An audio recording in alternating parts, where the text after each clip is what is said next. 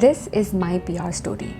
But hey, while you're listening to it, I want to show you some of the condos I looked at while I was hunting for a space to rent. And just for your reference, all of these condos are in downtown Toronto. So, my PR journey starts in February of 2019, and I landed in Canada in Jan of 2021. Seems like a long journey, isn't it? This long delay entailed 3 stages.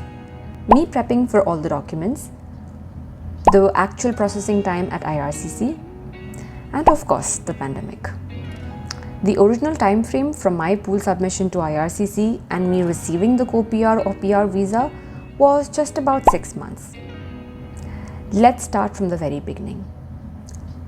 I had been thinking about applying to migrate to Canada for quite some time now. I also had some friends who applied and moved here on student visa.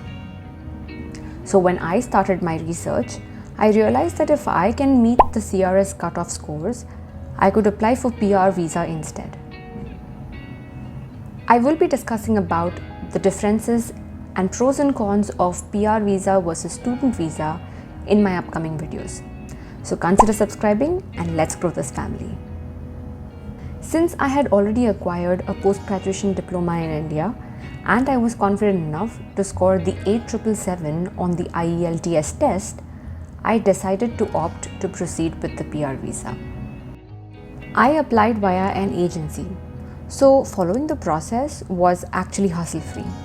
I started accumulating all the required documents and also applied for VES, which is an organization that verifies and provides evaluation to all the academic credentials.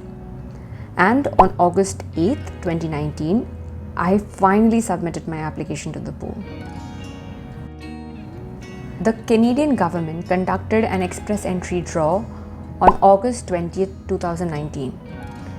And guess what? I made the cut. By the 8th of October 2019, I received the AOR for my full application by IRCC.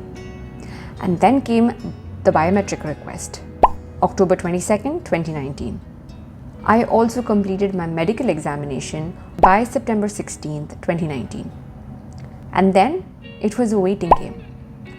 Finally, on Feb 3rd, 2020, my application for PR was approved. And on Feb 5th, I received a request for passport submission. I finally got the visa stamped on my passport. But March 18th, 2020, the government of Canada announced travel restrictions due to pandemic. I felt sad, like my life was not taking the turn I wanted it to. And then I realized that the situation around the world was so much more worse than my own little problem. Even though I felt let down, I soon came to the realization that everything was for the best. In Jan 2020, I had met with an accident and I broke my right hand wrist pretty bad. I also underwent a surgery to fix it. So this delay gave me plenty time not only to recover but also to spend with my family. Given today's circumstances, I'm actually happy that I've had that time. But then came December 2020. By then, I had almost lost hope. But out of nowhere, December 16th, I received an email with my co-PR attached. It read, "As your co-PR and PR visa expired on 13th September 2020, we have extended your validity until 31st January 2021. And oh my God, was I excited. So I packed up everything, said my goodbyes, and I hopped on a plane to Canada.